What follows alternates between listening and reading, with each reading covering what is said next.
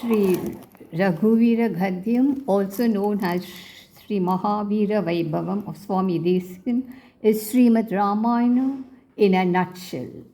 On the happy occasion of Prana Pratishta in Ayodhya, let us recite Raghuveera Gadya and be the recipient of Almighty Sri Rama's grace. Raghuveera Gadyam. जयत्याश्रितसन्त्रास ध्वान्तविध्वंसनोदयः प्रभावान् सीतया देव्या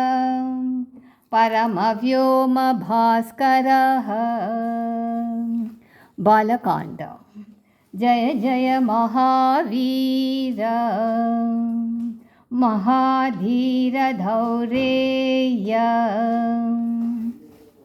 देवासुर समर समय समुदित निखिल निर्झर निर्धारित निरवधिक माहात्म्य दशवदन दमित देवत परिषद अभ्यतीत धाशरथी भाव दिनकर कुल कमल दिवाकर दिविषद अधिपतिरण सहचरण चतुर दशरथ चरमरुण विमोचन कोसलसुत कुमार भाव कंचुकित कारणकार कौमार केलि गोपायित कौशिकाध्वर रणध्वर धुर्य भव्य दिव्यास्तबृन्दवन्दिता प्रणत जन विमत विमतन धुर्ललित धोर्ललित तनुतर विशिक विताडन विघटित विशरारु शरारु ताटका ताटकेय जटकिरण शकल धर चटिल नटपति मकुट तट नटन पटु विबुध सरित अति बहुल मधुगलन ललित पद नलिन रज उपमृदित निज वृजिन जगदुपल तनु रुचिर परम मुनिवर युवती नोत कुशिक सुत कथित विदित नव विविध कथा मैथिली नगर सुलोचन लोचन चकोर चंद्र खंड परशुको दंड प्रकांड खंड शौंड भुजदंड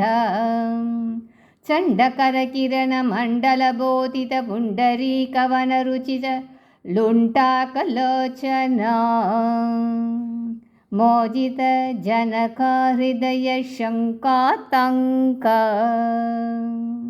परिहृत निखिल नरपति वरन जनक दुहितृत कुच तट विहरन समुजित करतल शतकोटि शतगुण कठिन परशुधर मुनिवर करधृत धुरवन मतम निज धनुराकर्षण प्रकाशिता पारमेष्ट्य क्रतुहर शिखरि कन्तुकहृद युन्मुख जगत् रुन्दत जित हरिदन्त दन्ति दन्त दन्तुरोरदन्त दशवद दमन कुशल दश शतभुज मुख नृपति कुल उधिरञ्जर भरभरित पृथुतर तटक तर्पित पृथक मृगपति सुगति विहित कर नतपति रुडिश परिघ अयोध्या कांड अनृत भय मुषित हृदय पृथुवचन पालन प्रतिज्ञावज्ञात यौवराज्य निषाद राज सौहृद सूचित सौशील्य सागर भरद्वाज शासन परिगृहीत विचित्र चित्रकूट गिरिकटक तट रम्यावसत अनन्य शासनीया प्रणत भरुत मकुट तत सुघटित पादुकाग्रय अभिषेक निर्वर्तित सर्वलोक योगक्षेम पिशितरुचिविहितदुरितबलमतनतनय बलिमृग अनुघति सरपतशयन तृणशकलपरिपतन भयचकितसकलसुरमुनिवर बहुमत महास्त्रसामर्थ्य द्रुहिणहर बलमतन दुरालक्ष्य शारलक्ष्य आरण्यकाण्ड दण्डकातपोवन जङ्गमपारिजात विराधहरिणशार्दूलं विलुलितं बहुफल मककलम रजिनचर मृगयारम्भं संभृत क्षीरमृदनुरोधं त्रिशिर शिरस्त्रीतयतिमिरनिरासवासकरं दूषणजलनिधिशोषण तोषित ऋषिगणघोषित विजयघोषण करतरुखण्डचण्डपवनं द्विसप्तरक्षसहस्रनलवन विलोलन महाकलभ असहायशूर अनपायसाहस महितमहामृतदर्शन मैथिली दृढतरपनिरम्भन विभव विरोषित विकटन वीरावृण मारीच माया मृगचर्म परिकर्मित निर्भर दर्भास्तरण विक्रम यशोलाभ विक्रीत जीवित विग्रहराज देहादिदक्षलक्षित भक्तजन दाक्षिण्य कल्पित विबुध भाव कबन्दाभिनन्दित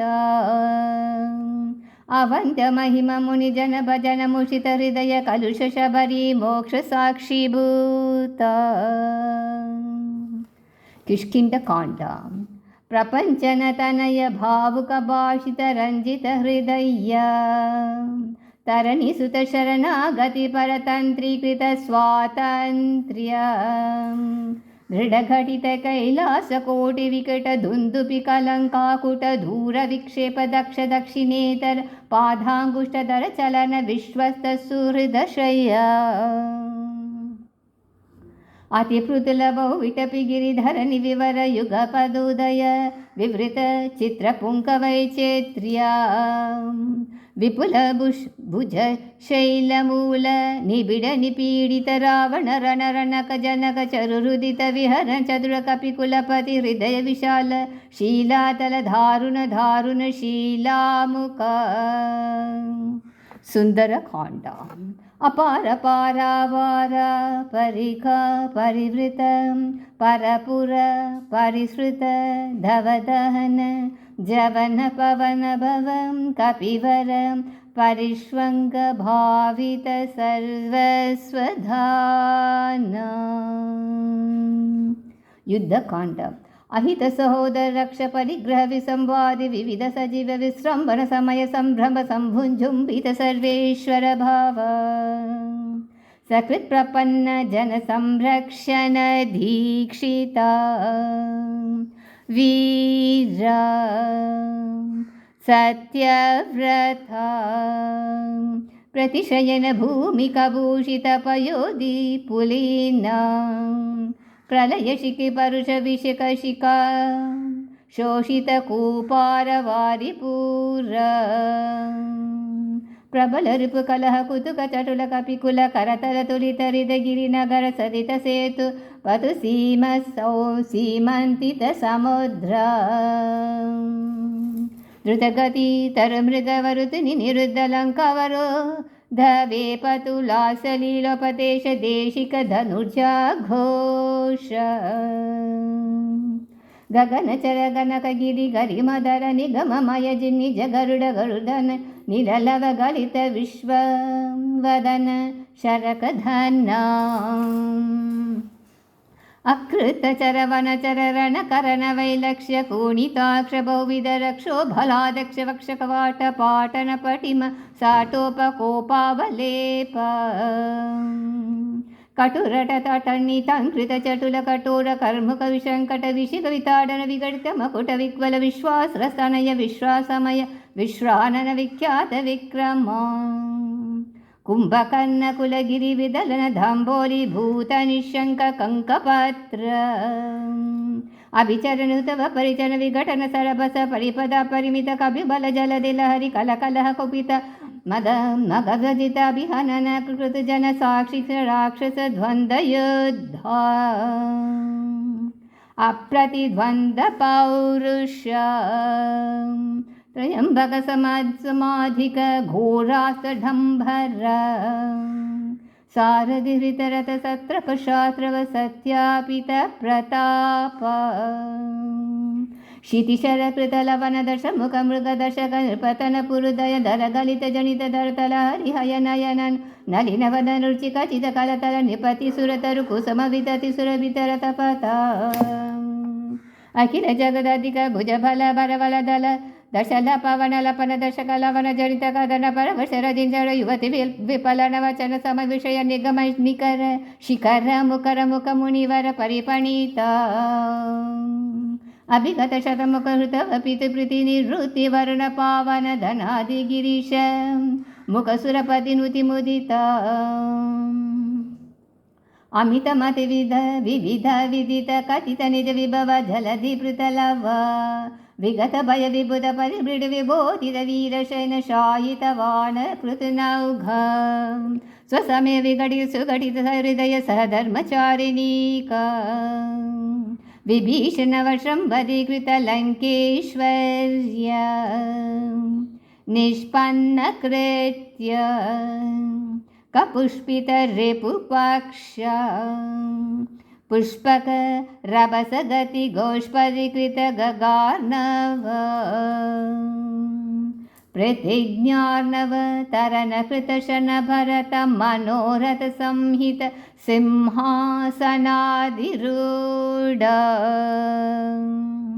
स्वामिन् राघव सिंहा हाटक किरीकटक लटल पाद पीर निकट तर परलुट निकर नृपति किरीट कोटि विविध बनिम घनघिर निकर नीराजित चरण राजीव दिव्य भौम अयोध्यादिदैवत उत्तराखंड पितृपद कुपित परशुधर मुनि विहित नृपहनन कदन पूर्वाकल प्रभव शतगुण प्रतिष्ठापित धार्मिक राजवंश शुभ चरित रत भरत गर्वित गर्व गंधर्व यूत गीत विजय गाथा शत शासित मधुसुत शत्रुघ्न सेवित कुशलव परिगृहित कुलघात विशेष विधिवश परिणद मर बनिति कविवर रजित निज चरित निबंधन निशमन निवृत्त सर्वजन संहानिता पुनरुपस्थापित विमानवर विश्रानन प्रीणित वैश्रवण विश्रावित यशः प्रपंच पंचतापन्न मुनिकुमार संजीवनामृत त्रेतायुग प्रवर्तित कार्तयुग वृद्धान्त अविकल बहुसुवर्ण हयमक सहस निर्वाण निर्वर्तित निज वर्णाश्रम धर्म सर्वकर्म समाराध्य सनातन धर्म साकेत जनपद जनि धनिक जंगम तदितर जंतुजात दिव्य गतिदान दर्शित नित्य निसीम वैभव भवतपन तापित भक्ताजन भद्र राम श्रीराम भद्र नमस्ते पुनस्ते नमः श्रीराम भद्र नमस्ते पुनस्ते नमः चतुर्मुखेश्वर मुखैः पुत्रपौत्रादिशालिने नमः सीता समेताय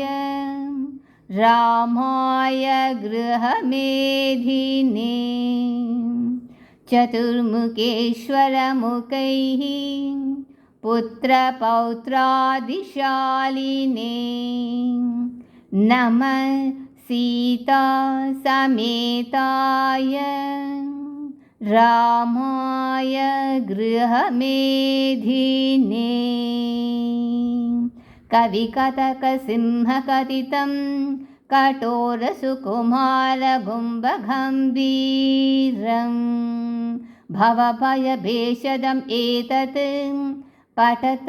महावीरवैभवं सुधीयः कविकथकसिंहकथितं कठोरसुकुमारगुम्बगम्भीरं भवभयभेषम एतत् पठत महावीरवैभवं सुधीयः कवितार्किकसिंहाय कल्याणगुणशालिने श्रीमते वेङ्कटेशाय वेदान्तगुरवे नमः।